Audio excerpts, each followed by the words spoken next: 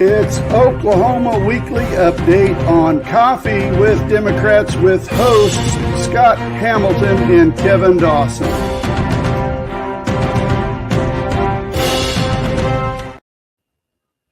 It is Oklahoma Weekly Update on Coffee with Democrats, where we don't write the headlines write themselves. I'm Scott Hamilton. And I am Kevin Dawson. Well, even the Oklahoman is disgusted with Lion Ryan Walters this week. The headline above an op-ed piece said, "Is Ryan Walters the music man of Oklahoma? He's failed on every level to be a leader." We couldn't agree more with that sentiment. And this week, the little fella got his ass handed to him by Oklahoma voters. Every candidate that was endorsed by Walters and his KKK Mommies for Liberty and group sex was soundly defeated. Even Republican voters evidently have become part of the woke mob that is sick of Walters' grifting and incompetence. And incompetence it truly is. So Don Brockman wins Office 4 seat in Norman Public Schools Board of Education, according to the OU Daily news article that they published. Former Norman High School teacher and educator, who is also the dean of students at University of Oklahoma Science and Arts, defeated opponent from the Prosperity Bank, a non-educator, Vice President Scott Christian for the Norman Public Schools Board of Education Office 4 seat this last Tuesday evening. Of the over 2,700 votes, 54% voted for Brockman, according to the unofficial results of the Oklahoma State Education Board.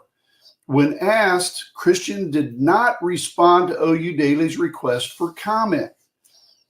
You don't suppose that he's not going to comment because he's still trying to figure out who on his team thought it would be a good idea to put his face on a mailer to send out all over Norman with him and Ryan Walters hugging and fondling each other?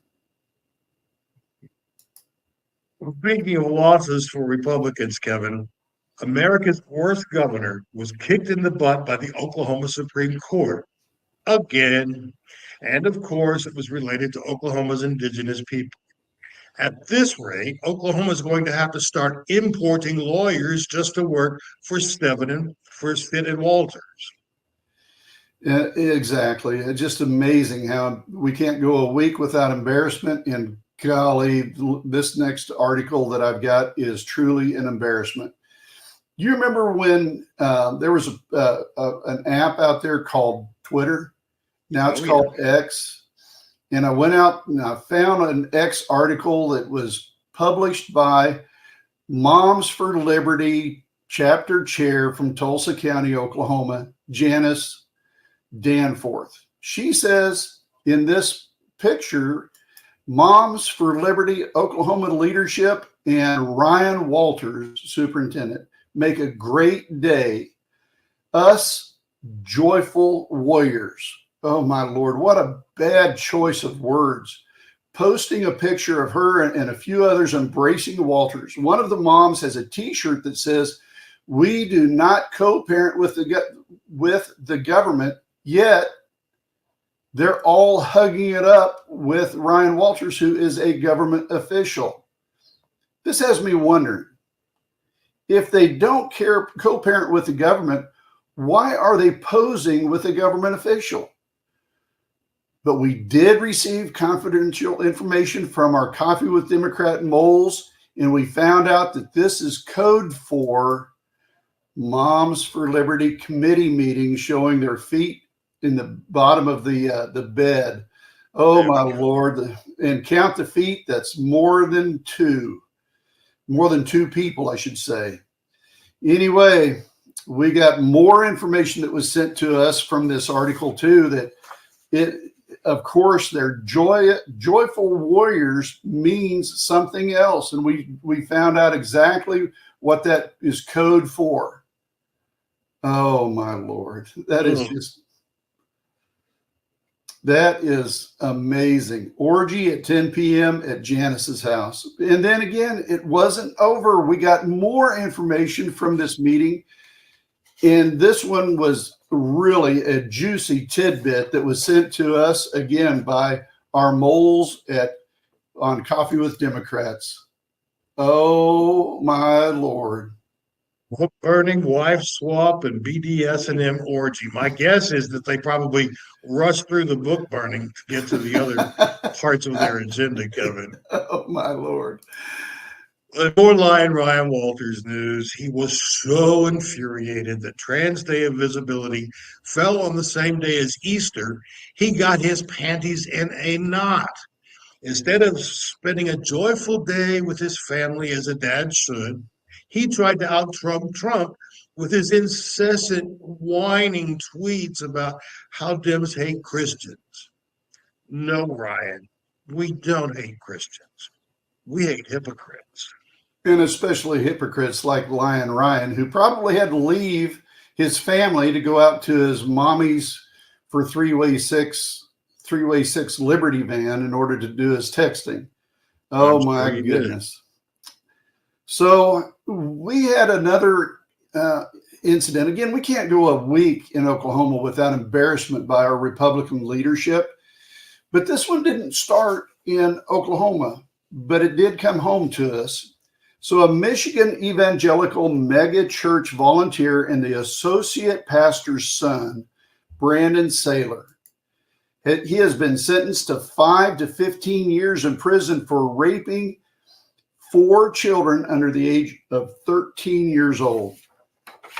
I couldn't quite put my finger on it when I saw this picture come across, but then I kept thinking about it, and there's a similar problem that this guy has with someone in Washington who represents Oklahoma.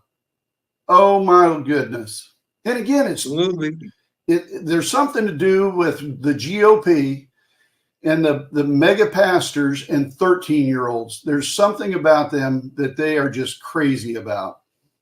And it's making me crazy just having to hear about it again. Well, you know, Canoe, the electric vehicle manufacturer, they were handed a huge taxpayer-funded check to come to Oklahoma and bring big jobs with them. Well, only 20% of their workforce is actually in Oklahoma. And last year, they posted enormous losses. They're slow to manufacture and deliver, and they spent twice as much money as they made in 2023 just to fund the CEO's private jet travel. Is that another win in your column, Kevin Stitt? And again, just like what we saw with Swadley's, everything that involves Stitt involves grifting and taking money from taxpayers in Oklahoma in a major funding effort that is going to fail. Absolutely. So we did have another article that came across. This one came across on the Oklahoman. This is a picture attributed to the Oklahoma story about Ryan Walters and his shadow looms over election losses in the Tulsa school board races. We can only concur that Lion Ryan should be charged with first-degree murder of the Oklahoma public education, but please don't execute him. Just vote the imbecile out. There you go. Well, in Oklahoma, it's illegal to pee in a swimming pool. Yep. But if you're an out-of-state big poultry producer, now you can dump chicken poop in clean waterways. This is just some more chicken shit legislation from Oklahoma Republicans. Oh my goodness. And they voted it in too. Yep.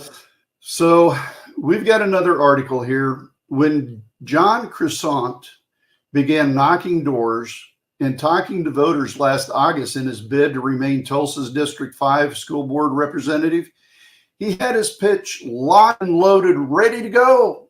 You know how they get real excited when they go door knocking? But voters only had one question for him.